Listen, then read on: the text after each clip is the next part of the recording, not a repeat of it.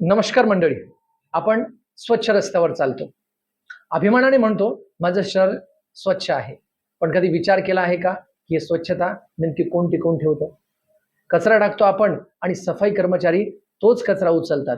आणि खरं सांगायचं तर कचरा करणारे हे सफाई कर्मचारी नसतात, तर कचरा करणारे आपण सगळेच असतो.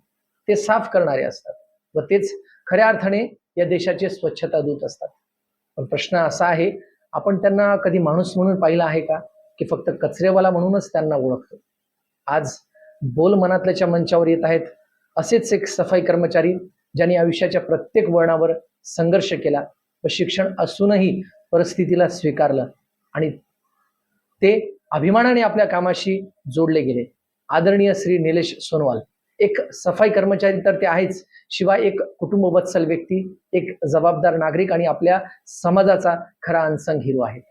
पॉडकास्ट इतिहासात पहिल्यांदाच एक सफाई कर्मचारी केवळ बोल मनातलं मध्ये आज ठीक 7:30 वाजता पाहायला विसरू नका. धन्यवाद.